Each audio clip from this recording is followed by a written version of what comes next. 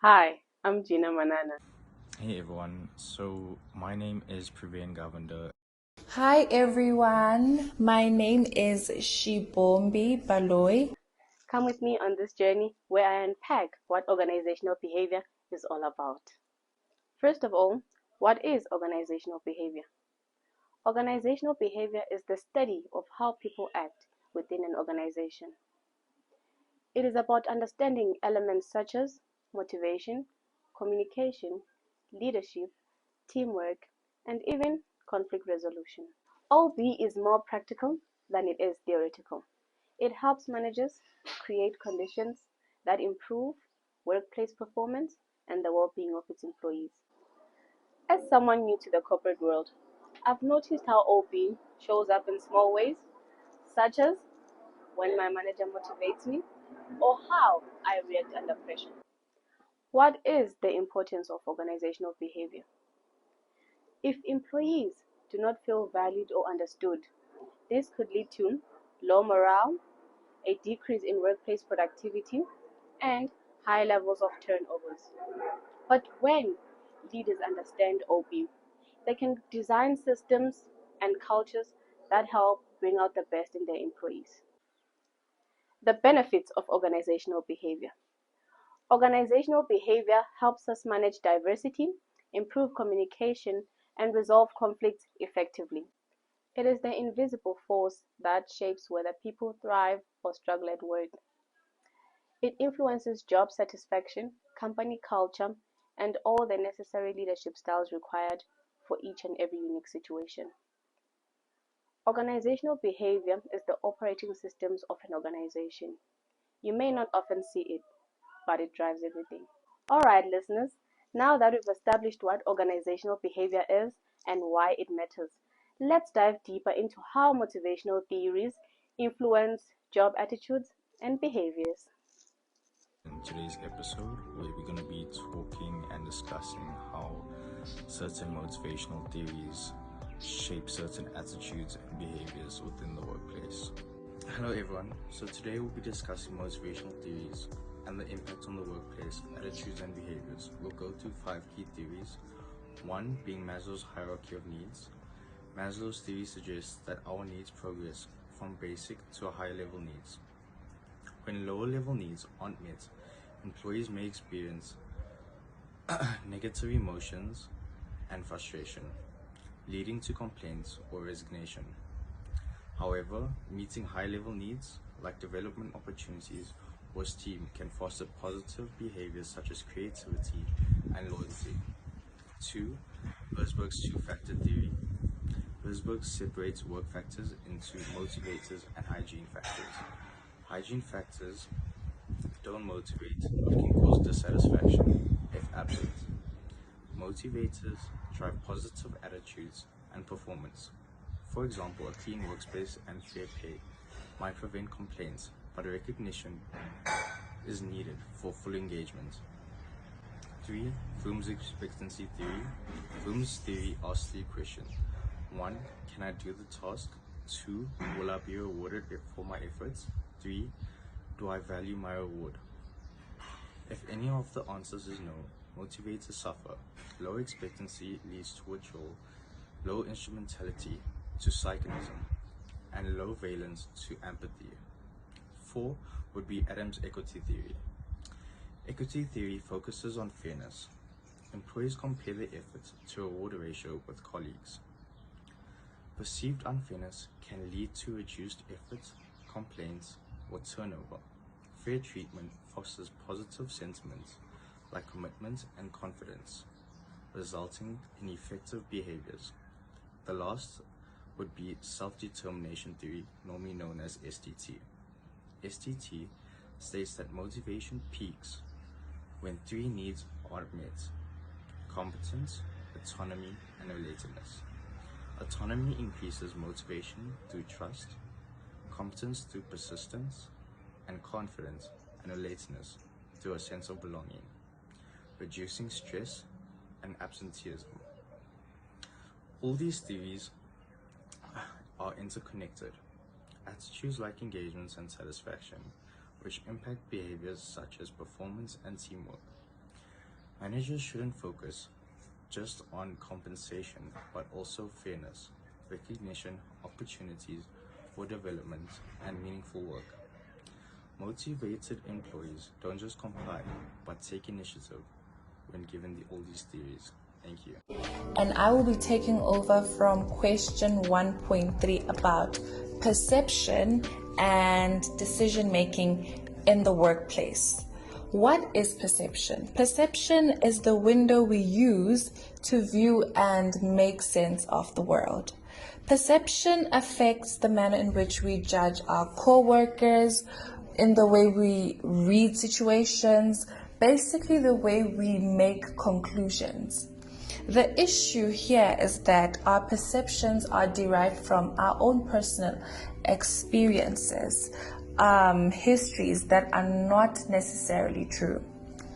One of the primary reasons why psychologists refer to this as constrained rationality is because we come to good enough instead of best decisions because we don't have much time and we do not have a lot of information.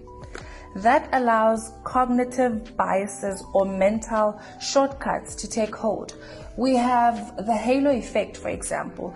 The halo effect is where we see someone with one good trait and we use that to conclude the fact that it sums up the entire character. For example, we see someone who has an excellent presentation. For example, in your class, you see somebody who has an excellent presentation and you use that impression of them to conclude the fact that this person is driven, motivated, when it could have just been that one incident.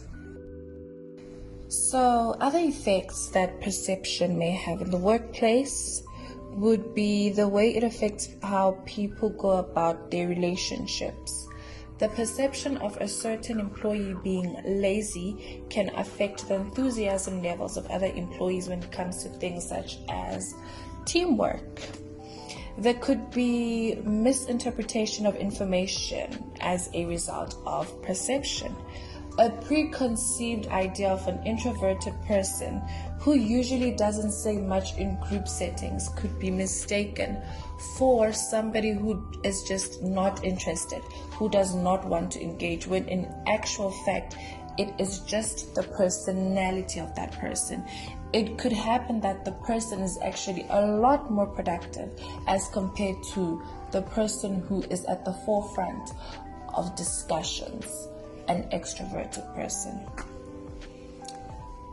It could lead to the halo effect, which is basically seeing a positive trait in someone and using that one observed trait to conclude on the person's entire character. It may also result in stereotyping. Now, going back to the example of the employee being seen as somebody who is disinterested in engaging, that may lead the managers or the leadership within the organization to misplace that individual, to maybe place them in a position where they can't thrive and reach their full potential just because of that one characteristic, which in this case was the person being introverted. The organization as a whole can be affected by perception in the following ways. A positive perception may lead to motivation. The employees could be motivated. They could even go the extra mile in order to help the organization achieve its goals. It may result in a healthy working environment where everyone feels at ease, good PR for the organization. Negative perception, on the other hand, may lead to poorly made decisions. 1.4 talks about the importance and effect of linking individuals with the organization. Basically what is called person job fit and organization job fit. What are these things, you may wonder? We will start with breaking down what person job fit is. Person job fit is when the organization links the individual's abilities, qualifications, strengths with what they want for the job. So, for example, someone who has an extroverted personality would be great for projects such as leading a presentation in front of a team of people, leading team building dynamics where people have to stand up, talk, lead. That would be what we call the perfect position for someone who is like that. But rather for someone who's introverted, that wouldn't be a great position to get that person. So person job fit is when the organization looks at the qualities that the person has and links them to the kind of job that the person will be performing.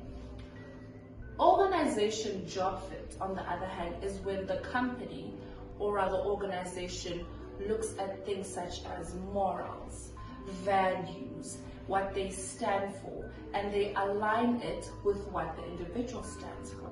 So for someone who, say, doesn't eat pork, an example of an organization focusing on organization job fit would be looking at someone who feels very strongly about pollution, littering, and the organization itself has a strict no pollution policy.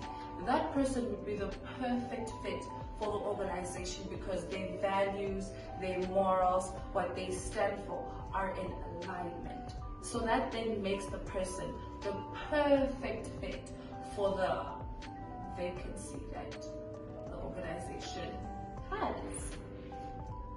We will now move on to the importance and the effects of person job fit and organization job fit.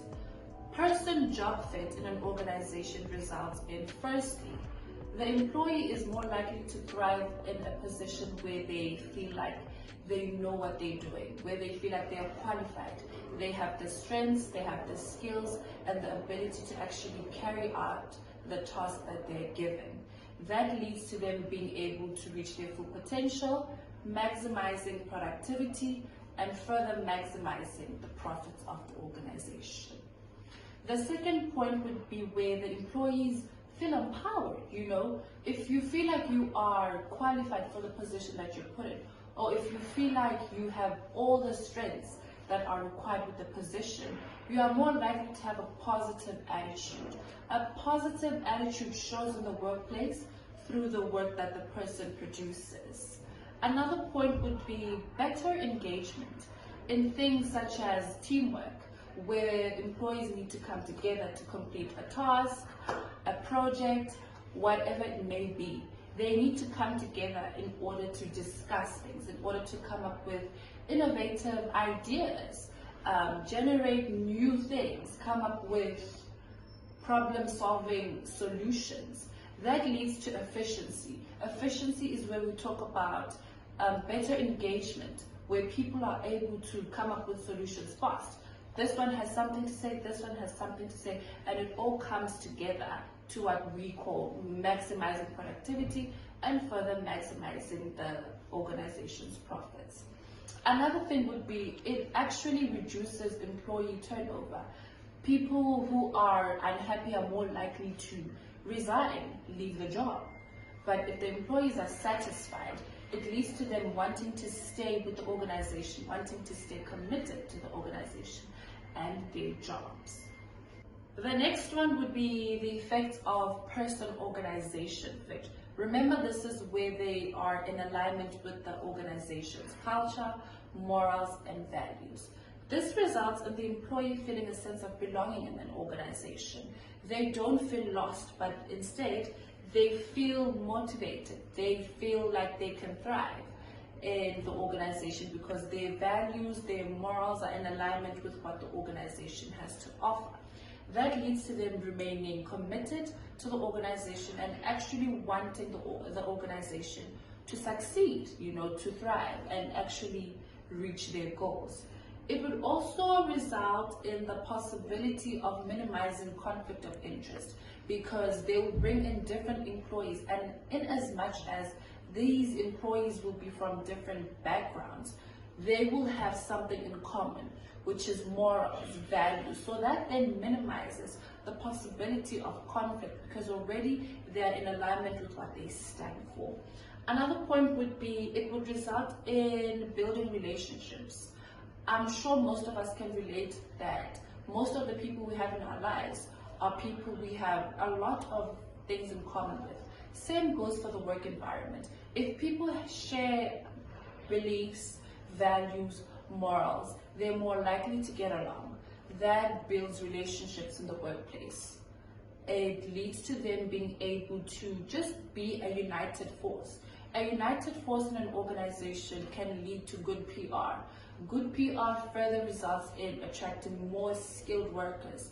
It leads to recognition from the big corporate giants that are there. So now, after talking about the effects, we will now then see that the importance of linking individuals with their person job fit or organization job fit. In essence, it is important because it ensures higher levels of productivity.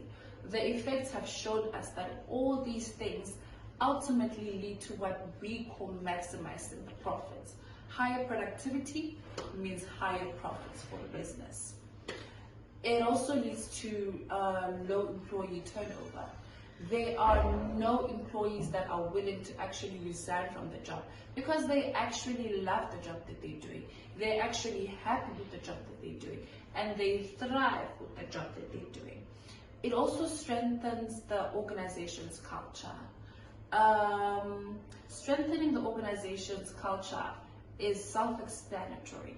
A united force in the organization means that they're able to solve things much quicker, they're able to work together, they're able to understand each other, communicate, which I think is one of the foundation points for a thriving organization.